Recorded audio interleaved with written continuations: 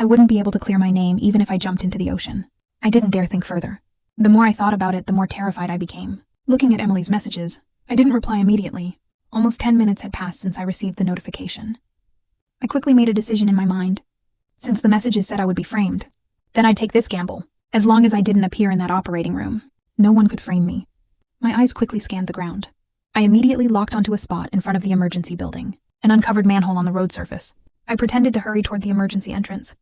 As I approached the opening, I gritted my teeth and suddenly shut my eyes, then threw my entire body into the manhole.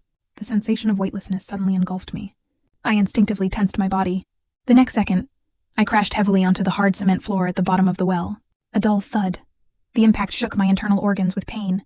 Fortunately, the bottom of the well was dry with no standing water, but the bare hard ground provided no cushioning whatsoever. Intense pain radiated from my head and lower leg throughout my entire body. I convulsed with pain, cold sweat instantly soaking through my clothes. I knew in my heart, most likely I had fractured bones. This old drainage well outside the hospital had been abandoned long ago. A few days ago, someone had stolen the manhole cover. It hadn't been replaced yet. Only an inconspicuous warning barrier surrounded the opening. In my rush to get to surgery, I hadn't looked carefully and stepped into empty air. There couldn't be a more perfect accident. My phone, which had fallen nearby, kept ringing repeatedly. The ringtone echoed especially sharply in the dark, silent bottom of the well. But I didn't move. I let the phone ring and stop and ring again. I kept my eyes tightly shut.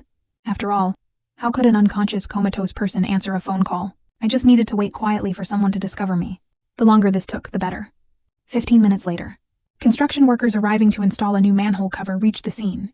They immediately spotted my purse scattered near the opening. The worker's heart tightened. He immediately leaned over to look inside. His flashlight beam penetrated the well, instantly revealing my motionless form at the bottom. Someone fell in. "Quick, rescue them!" The worker immediately grabbed his walkie-talkie and called for emergency help. I maintained my unconscious posture the entire time, eyes tightly closed. I let the commotion above grow louder and louder.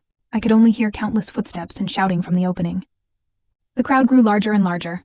I could even hear the clicking of phone cameras. Before long, police and firefighters arrived in succession. The rescue ladder was quickly set up. The firefighters carefully secured my severely injured, unconscious body to ropes and slowly lifted me out of the deep well. The moment I emerged from the well, everyone could see clearly. My head and face were covered in crimson fluid. I was groaning softly. No one dared delay.